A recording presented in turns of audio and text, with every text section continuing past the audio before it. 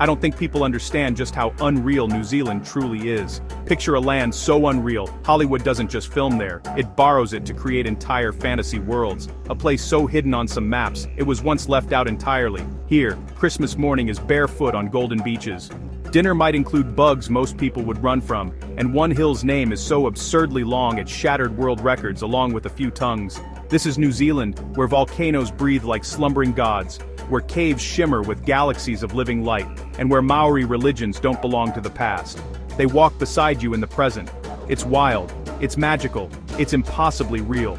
Get ready for 15 mind-blowing facts about New Zealand, a journey into a world that feels stranger than fiction, yet is stunningly true. Number 15, the loneliest country on Earth. Welcome to New Zealand, a nation so isolated it's often called the loneliest country on Earth. Tucked away in the southwestern Pacific, New Zealand is made up of two main islands, the North and South Islands, along with dozens of smaller ones. It shares 0 land borders, and its nearest neighbor, Australia, is a full 2,000 kilometers away. South America, 9,000 kilometers. Antarctica, nearly 5,000. That separation from the rest of the world has created an ecosystem, a culture, and a lifestyle unlike anywhere else on the planet. A world both wild and wondrous. Smaller in size than California, New Zealand spans roughly 268,000 kilometers, but it's overflowing with natural drama. The South Island is home to the mighty Southern Alps, over 3,000 glaciers, and snow-capped Mount Cook towering all year round. Meanwhile, the North Island is a playground of geological extremes boasting over 50 volcanoes, many still rumbling with life beneath the surface. It's no wonder Hollywood films like The Lord of the Rings and The Hobbit were shot here. The land feels like a fantasy world that just happens to be real. But here's the kicker. Humans aren't the dominant life form. With a population of just under 5 million, humans account for only 5% of the country's total animal biomass. The rest, birds, sheep, cattle, goats, and wildlife. In many ways, we're just tenants on land that belongs to nature. Number 14. Women in New Zealand make the first move. Forget stereotypes. Women in New Zealand are redefining beauty, confidence, and independence. They're not known for flashy makeup or over-the-top fashion. Instead, their charm lies in something more organic. Sun-kissed skin, natural hair, and a relaxed, confident attitude that seems almost effortless. Despite the country's low population, New Zealand has produced 4 international beauty queens. But here's the twist. It's not about glamour, it's about authenticity. And behind that laid-back beauty, brains. Lots of them. Over 60% of Kiwi women hold university degrees, a rate higher than many developed countries. They make up nearly half the national workforce, excelling in fields like healthcare, awesome education, business, and tech. At one point, every major leadership position in the country, Prime Minister, Governor General, Chief Justice, and Attorney General, was held by a woman. That wasn't just symbolic. It was revolutionary. Number 13. Kiwis love using the F word, but not the one you think. New Zealand isn't just about jaw-dropping landscapes. It's also full of delightful little shocks that'll make your jaw drop for other reasons. Let's start with shoes. Or rather, the lack of them. Here, it's perfectly normal to see people walking barefoot in supermarkets, on buses, even along city streets. To Kiwis, ditching footwear isn't weird. It's a way to stay grounded, literally, and feel connected to nature. And don't worry about stepping on snakes. New Zealand has 0 wild snakes. It's one of the rare countries on Earth. Alright, let's kick things off with something that perfectly captures the spirit of Congolese ingenuity, the Chukudu. Now, when you think of a motorcycle, you're probably picturing chrome, engines, and a whole lot of noise, right? Well, throw that image out the window. In the eastern city of Goma, the king of the road is made of wood. The Chukudu is a masterpiece of handcrafted engineering, a scooter built almost entirely from eucalyptus and mumba wood, with old tires for the wheels. It's not just a vehicle, it's a lifeline for the local economy. These aren't just little toys either. A well-built Chukudu is a beast. It can carry loads of over 600 pounds, that's more than 270 kilograms. Imagine loading up sacks of charcoal, crates of beer, or a whole family's groceries onto a wooden scooter and then navigating the bustling hilly streets of Goma. The riders, known as Chukudu, are masters of balance and strength. They push these heavy loads uphill and then skillfully ride them downhill, using a simple foot brake made from a piece of tire rubber. It's an incredible display of skill and physical power that you have to see to believe. What I love most is how personal these Chukudus are. Each one is a reflection of its owner. Riders customize them with paint, carvings, and sometimes even add a horn or a little Congolese flag. They give them names, they repair them with care, and they treat them as a business partner. It's a relationship built on sweat and wood. The Chukudu isn't just a tool, it's a symbol of pride, resilience, and the incredible ability of people to create solutions with the resources they have at hand. It's practical art in motion, and it doesn't stop at just being a workhorse. The Chukudu is so central to the culture in Goma that it's celebrated. There's an annual Chukudu race, where riders from all over the region come to compete. It's not about speed, but about skill, endurance, and style. The streets are lined with cheering crowds, turning a day of hard labor into a festival of community spirit. It's a testament to how something born from necessity can become a source of joy and cultural identity. The Chukudu is more than a wooden motorcycle, it's the heartbeat of Goma. Now let's journey deep into the emerald heart of the Congo, into the Ituri forest, home to one of the most ancient and fascinating communities on the planet, the Pygmies. The first thing people often associate with them is their short stature, which is a genetic adaptation to life in the dense, humid rainforest. But focusing only on their height is like judging a book by its cover, and this is a book filled with ancient wisdom. They are the original inhabitants of this forest, and their connection to it is something profound and almost spiritual. Their entire world is the forest. It provides them with food, shelter, medicine, and a spiritual home. They don't see nature as something to be conquered or exploited. They see it as a partner, a living entity that they coexist with. They have a knowledge of the forest's flora and fauna that is encyclopedic, passed down not through books, but through direct experience and oral tradition. They can identify thousands of plants, understand animal behaviors, and navigate the dense jungle with an ease that is simply astonishing. Their survival is a masterclass in sustainability and living in harmony with the environment. How do you preserve a culture without a written language? You sing it. For the Pygmies, history, mythology, and social laws are all woven into complex songs and polyphonic music. These aren't just simple tunes, they are intricate vocal performances with overlapping melodies and rhythms that tell the stories of their ancestors, celebrate successful hunts, and heal the sick. When they sing, the entire community participates, creating a powerful, unifying experience. It's a living library of sound, where every note carries a piece of their identity and their deep connection to the forest and each other. This sense of community is also reflected in their social structure. Leadership isn't hierarchical, it's communal. When a major decision needs to be made, the community gathers in a circle, and everyone, men and women, has a voice until a consensus is reached. Their homes, temporary dome-shaped huts called mongolus, are built from saplings and leaves, reflecting their semi-nomadic lifestyle. They can be constructed in a few hours and are abandoned when the group moves to a new area, leaving a minimal footprint on the forest floor. It's a life of constant movement and adaptation, a testament to a culture that has thrived for millennia by being light on the earth. Okay, picture this. You're at a wedding, the music is playing, people are dressed up, the couple is about to be officially joined. What's the one thing you expect to see on everyone's face? A smile, right? Joy, happiness, maybe some happy tears. Well, in the Congo, if you're at a wedding you can put that smile away. In fact, smiling during the wedding ceremony is often seen as a sign of disrespect. I know it sounds completely backward to us, but there's a fascinating cultural reason behind it. For many Congolese, a wedding is not just a party. It's a deeply serious and significant transition. It's the joining of two families, a major commitment that carries immense weight and responsibility. In this context, smiling is seen as frivolous. It can be interpreted as a sign that you're not taking the union seriously. A solemn, composed expression, on the other hand, communicates respect, gravity, and a true understanding of the lifelong commitment being made. The bride and groom, in particular, are expected to maintain a serious, almost regal demeanor throughout the ceremony.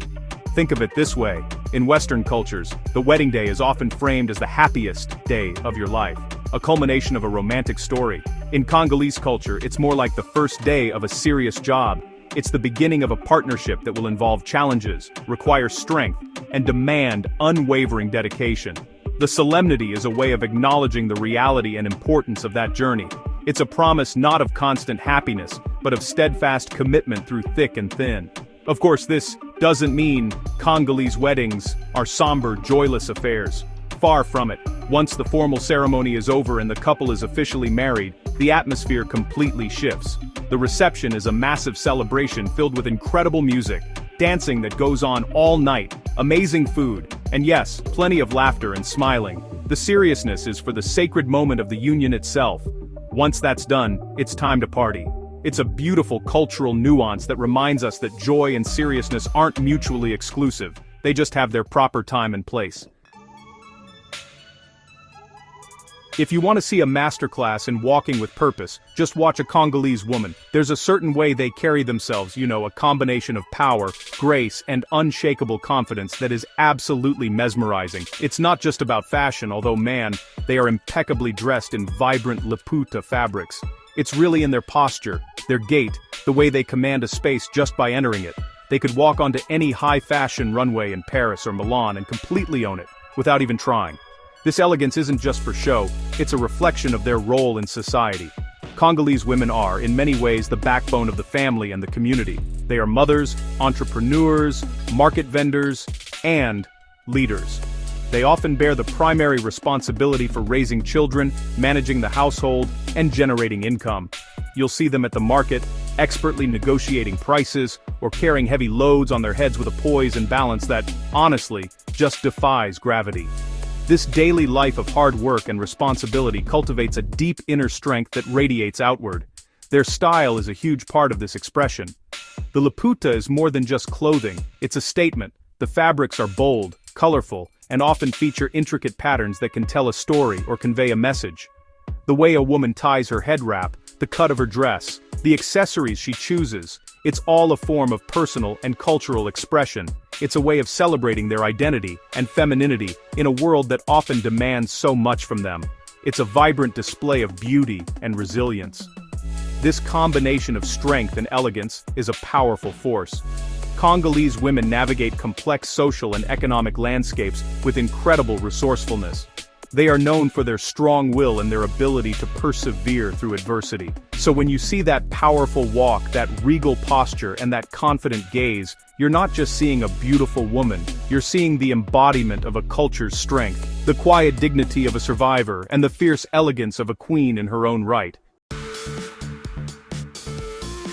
In many parts of the world, beauty standards can be pretty narrow and, let's be honest, often kind of random. But in parts of the Congo, there's a beauty standard that is tied to something more than just aesthetics, intelligence. I'm talking about the high forehead. In some Congolese cultures, a broad, high forehead is considered a primary mark of beauty in both men and women. But it's not just about having a certain facial structure, it's about what that feature is believed to represent. A high forehead is seen as a sign of wisdom, intellect, and nobility. It suggests a person has a great capacity for thought, a sharp mind, and a respectable character. This isn't just a passive preference, it has led to some unique cultural practices. For example, some women traditionally shave their hairlines further back to accentuate the height of their forehead, making this desirable trait even more prominent. It was a way of physically signaling their inner qualities of intelligence and respectability to the world. This idea completely flips the script on many Western beauty ideals. Instead of focusing on youthfulness or delicate features, this standard celebrates maturity and intellect. It's a form of beauty that you can't just buy or apply. It's perceived as an outward manifestation of your inner self. It connects physical appearance to character in a way that is both fascinating and, frankly, quite refreshing. Imagine a world where the most sought-after trait is the appearance of being smart. This cultural value shows how beauty is never universal. It is always deeply embedded in a society's values. What one culture prizes, another might overlook. In the Congo, the admiration for a high forehead tells us that intelligence and wisdom are held in very high esteem. It's a reminder that what we find beautiful is often a reflection of what we find important.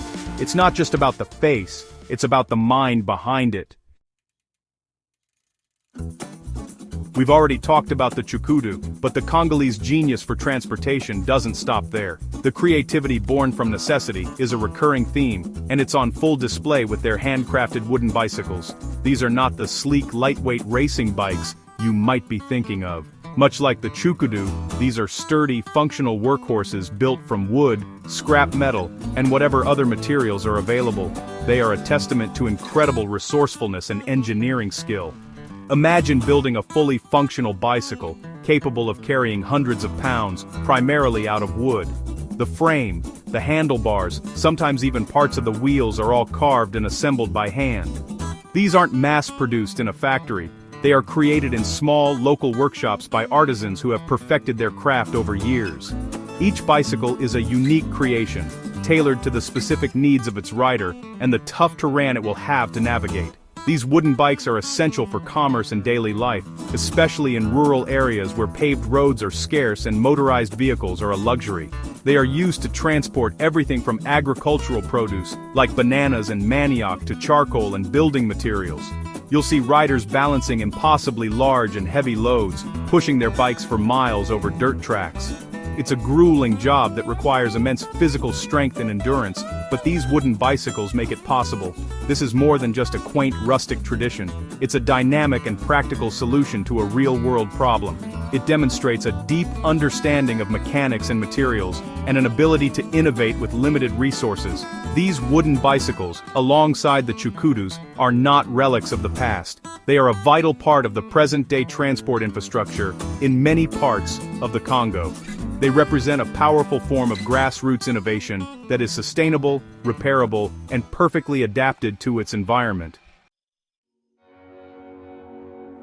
The Democratic Republic of the Congo is home to the second-largest rainforest in the world, after the Amazon. But honestly, to call it just a rainforest feels like an understatement. This is a vast, emerald ocean of trees, a sprawling wilderness that covers more than half the country. It's a place of staggering biodiversity, pulsating with a life force that is both beautiful and, well, a little intimidating.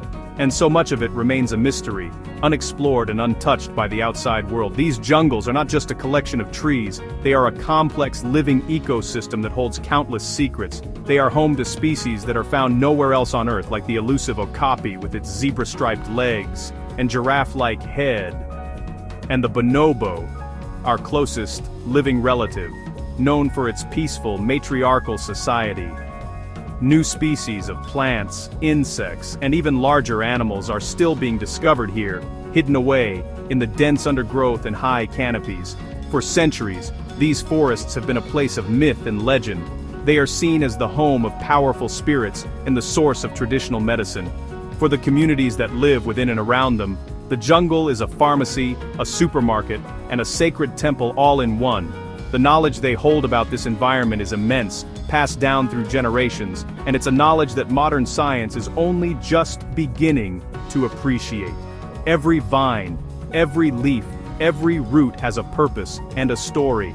Exploring these jungles is not for the faint of heart. The terrain is challenging, the climate is demanding, and the sheer density of the vegetation can be disorienting.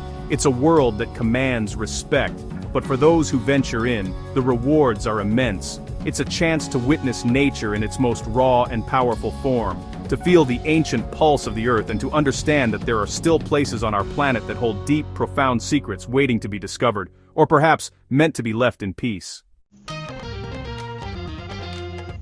The energy of the Congo is something you feel as much as you see. It's not a quiet, passive place. It's a country that is constantly in motion, a symphony of sounds, sights, and interactions that create a unique and vibrant rhythm. At the heart of this pulse is the Congo River, the second largest river in the world by discharge volume. It's the country's main artery, a massive flowing highway that connects the interior to the coast, carrying people, goods, and stories along its powerful currents. The river's energy is matched by the energy of the people, and nowhere is this more evident than in the music.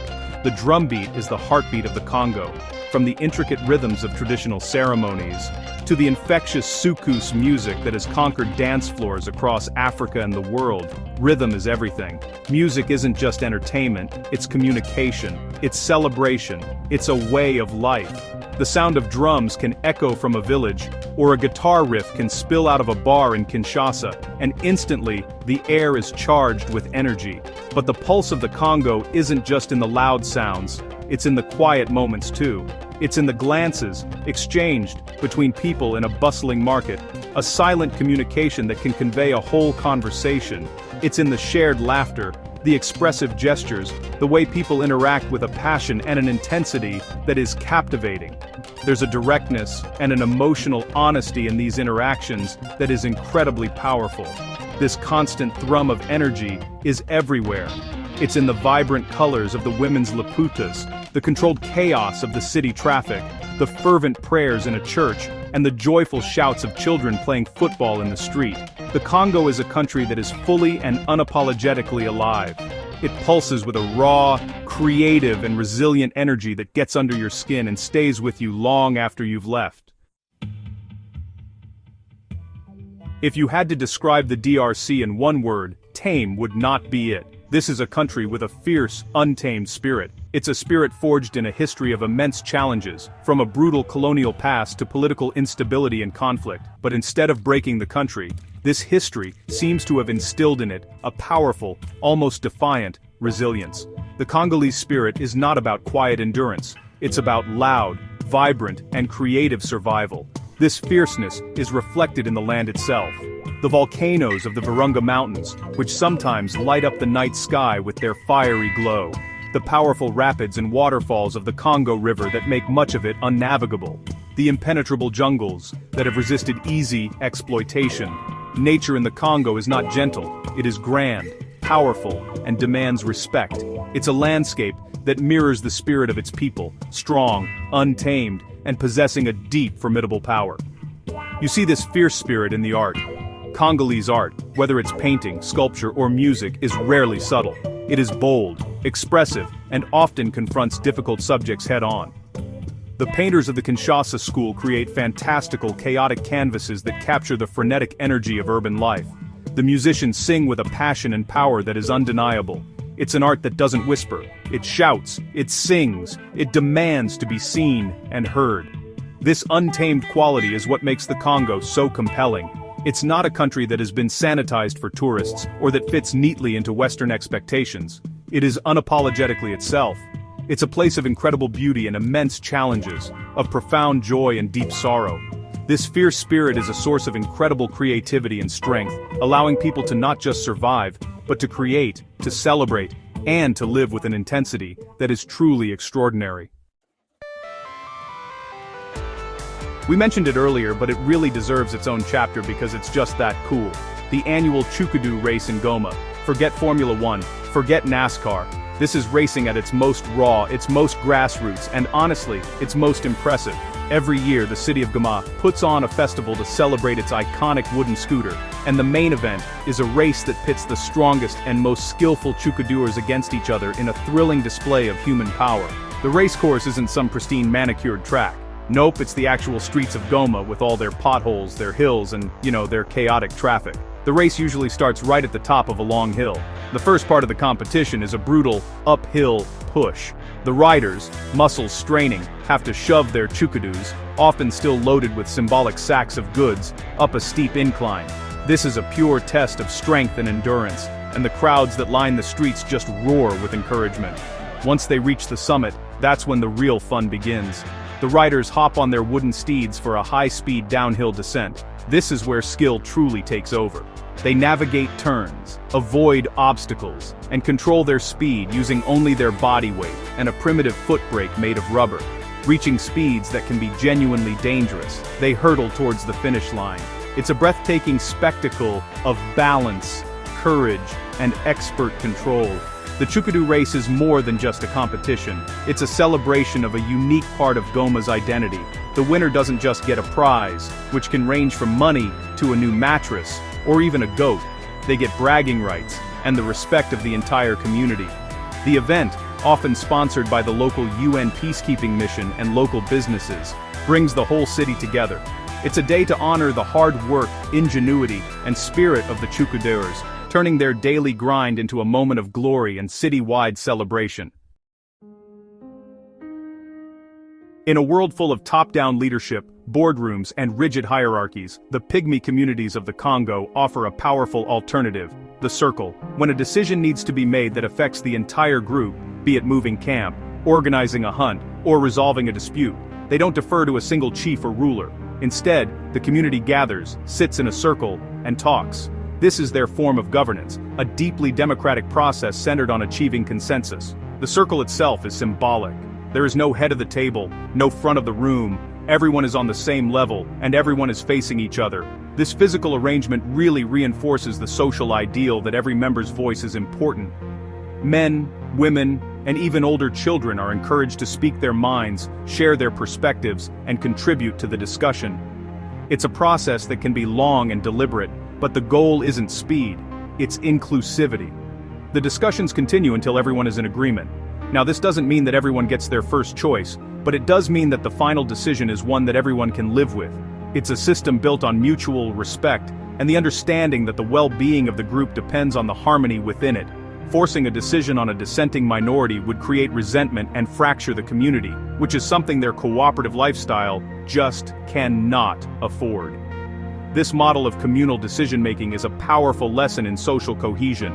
It prioritizes the collective good over individual ambition and ensures that power remains distributed throughout the community.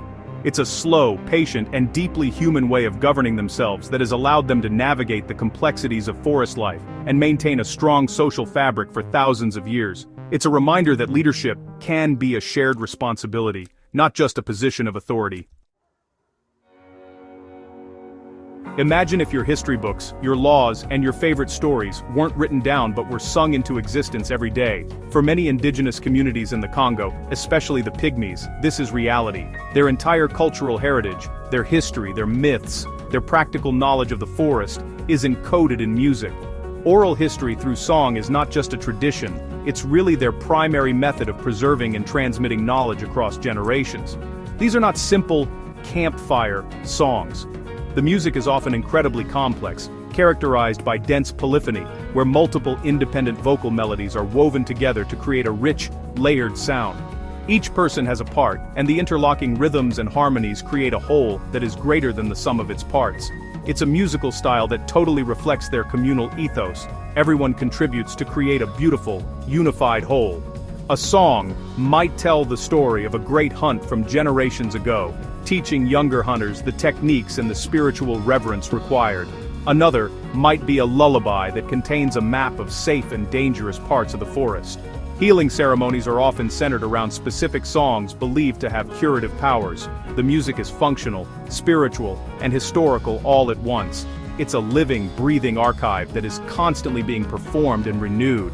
By embedding their knowledge in song, they ensure that it is memorable and emotionally resonant. You don't just learn a fact, you feel the story behind it. The act of singing together also reinforces community bonds and a shared identity. In a world where information is increasingly digital and detached, this tradition is a powerful reminder of the deep human connection between memory, music, and community. It's a library where the books are alive and the shelves are the voices of the people. A home is more than just a shelter, it's, a reflection of a lifestyle. For the semi-nomadic Pygmy people, their homes, called mongulis, are a perfect expression of their relationship with the forest and their life of mobility. These are not permanent structures built to last for decades. Instead, they are temporary dome-shaped huts, ingeniously constructed from materials gathered directly from their immediate surroundings. The construction is a marvel of natural engineering and is traditionally the work of the women. They start by gathering strong, flexible saplings, which are then driven into the ground in a circle. The tops of the saplings are bent over and tied together, creating a sturdy, dome-like frame. This frame is then thatched with large leaves, typically from the Marantacea plant, which are overlapped like shingles to create a surprisingly waterproof and well-insulated shelter. The entire process of building a new home can be completed in just a few hours. This speed and efficiency are crucial for a community that moves its camp every few weeks or months, following the seasonal availability of food, or in response to spiritual guidance. The mongulis are not meant to be permanent because the people are not permanent. Their home is the forest itself, and these huts are just temporary resting places within it. When it's time to move on, the huts are simply abandoned. Because they are made entirely of biodegradable materials, They slowly decompose and return to the forest floor, leaving almost no trace. This practice of building and abandoning homes is the ultimate form of sustainable architecture. It's a lifestyle that really embodies the principle of leave no trace, a deep respect for the environment that ensures the forest remains pristine for future generations and for the other beings that share it. The concept of settling down is a cornerstone of many cultures around the world. We buy houses, we plant roots, we build permanent communities. But for many in the Congo, especially the forest-dwelling peoples, life is defined not by permanence, but by movement. The nomadic or semi-nomadic lifestyle isn't a sign of being unsettled. It is a highly sophisticated strategy of adaptation to a dynamic environment. It's a way of life that is in constant, fluid motion. This movement is not random wandering, it is a carefully planned and deeply knowledgeable dance with the rhythms of the forest. Groups move to follow the ripening of different fruits, the migration of game animals, or the availability of honey. It's a way of harvesting the forest's resources sustainably, taking only what is needed from one area before moving on and allowing it time to regenerate. This mobility is the key to their long-term survival and the health of the ecosystem they depend on. Living a life of movement means that possessions are kept to a minimum. You only carry what is essential tools for hunting and gathering, a cooking pot, maybe a musical instrument.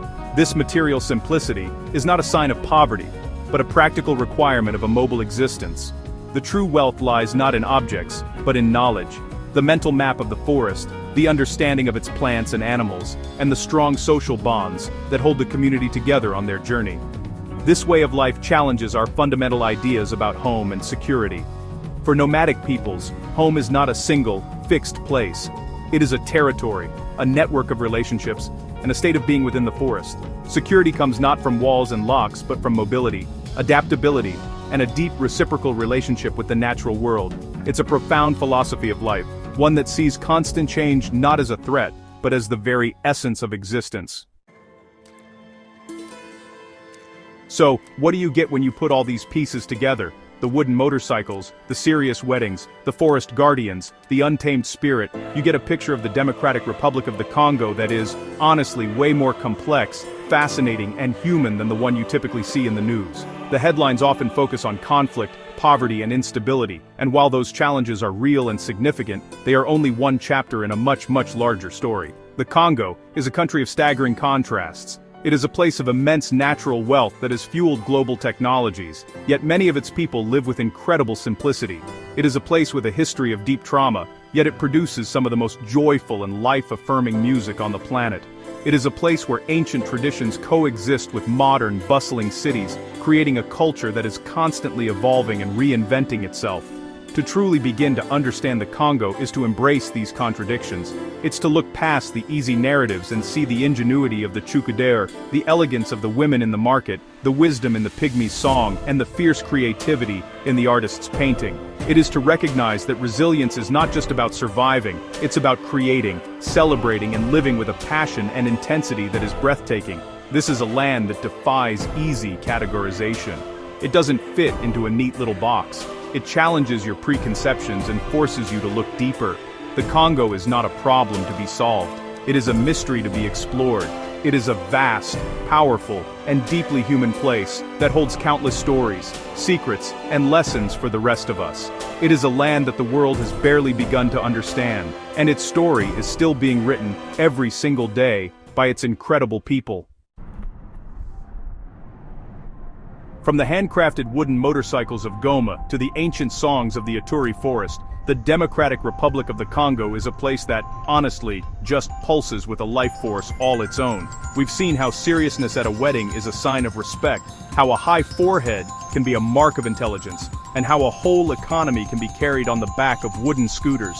This isn't just a collection of quirky facts, it's a glimpse into a world of profound ingenuity, resilience, and cultural depth that most of us never get to see. The true story of the Congo is written in the strength of its women, the rhythms of its music, and the untamed spirit of its people and its land. It's a country that refuses to be defined by its struggles, choosing instead to create, to innovate, and to dance with an energy that is absolutely infectious.